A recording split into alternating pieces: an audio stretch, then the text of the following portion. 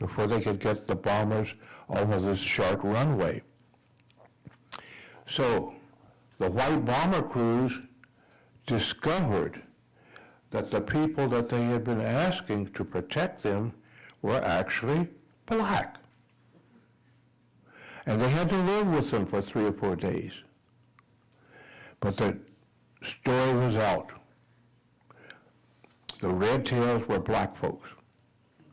And the black folks were protecting the white folks. And they were required to accept and understand that. And they were required to live with them for a few days. Now, the 477 Medium Bombardment Group, thank you. See, he runs everything.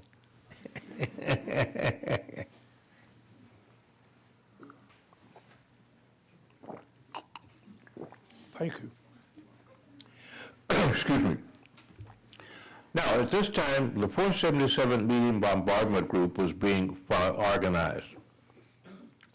And it happened that I had the experience of being an interviewer and classifier, so I knew that the senior officers, the field grade officers, those real important people, needed a young officer to run around and do little things for them. So I raised my hand and they accepted me. So I was the first junior officer to become a member of the 477th Medium Bombardment Group. We must remember that. We had the fighter group and we had the bomber group. And you haven't heard very much about the bomber group, but you have heard about the fighter group. Now we're talking about the bomber group. Now the bomber group was stationed at Selfridge Field, Michigan. And we, without sharing or talking to each other, realized that the only support we were going to have, the only thing that we would be able to lean against was Army regulations.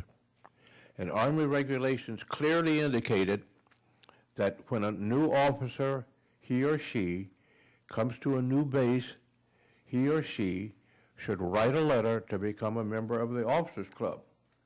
Now that wasn't followed all the time, but we had decided to follow Army regulations. So we wrote a letter to the Army, to the White Officers Club, and the commanding general of the Air Corps came in and ordered all black commissioned officers to be in one auditorium. And when he got in this auditorium, he said, "You're black. You're not white. You're not going into the White Officers Club. Now get on with your training." But we followed Army regulations. And we had many incidents like that. Another instance that I would like to, excuse my voice, incident that I would like to bring to your attention, that at Selfridge Field, Michigan, which is close to Detroit, Michigan, where the military machine was generally being developed. We understand that? This is happening in Detroit? Fine. The NAACP and the UAW, United Automobiles of America, decided to advance 3 black men as supervisors. It created a race riot. They had to send troops in to quiet the riot. Now here we are, the 477 Medium Bombardment Group, 4 squadrons, right next door at Selfridge Field. So we were quarantined because they were afraid that we would go over and help our black brothers and sisters. And then another item was that we controlled the small arms, that is the pistols and the rifles, and they couldn't get those away from us. So we were shipped to Godwin Field, Kentucky, and we would be surrounded by Fort Knox. So they had us really under quarantine. That's another incident. Now there were many incidents. After training in the Pacific and in the Atlantic, we all wrote and signed our name to a petition that we want to go into battle for our country. The Defense Department refused to permit us to go into battle. And 6 months later, we signed another petition. We want to go into battle. And the Defense Department did not want us to go into battle because I assume that they couldn't hide us in a base. It was much too large. And maybe our success would be just as great as the Red Tails. And they didn't want us to have that. Now, Roger indicated what happened when, excuse me, 101 black commissioned officers went into the White Officers Club. Now, they wrote us a letter and saying, I'm keeping watching the clock. Roger says I had 15 minutes. I think I have about 5 to go. They wrote us a letter and indicating that now this officers club is for those who are doing the training. And you people who are being trained will take over the non-commissioned officers club. And the non-commissioned officers will have to socialize in a barracks. Right? Totally contrary to Army regulations. So we wrote back a letter to them indicating that these instructions that you're giving us are totally contrary to Army regulations.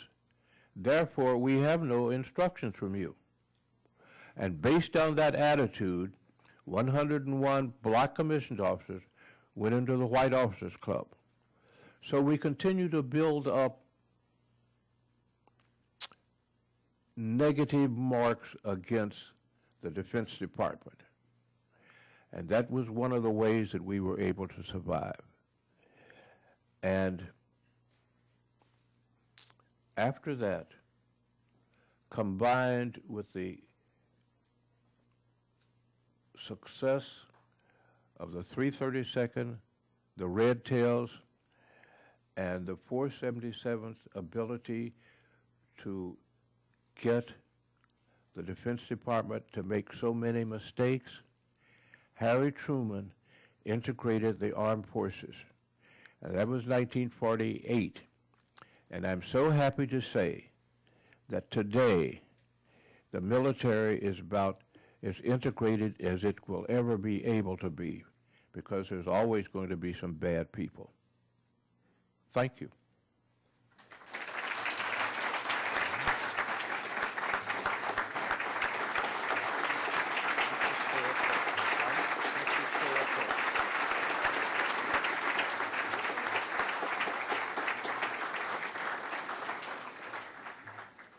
Thank you, Art.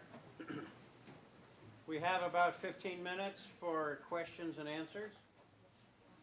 You want to do that? Yeah, I'm just gonna. You're supposed to do that. I know. See what happens? Thank you.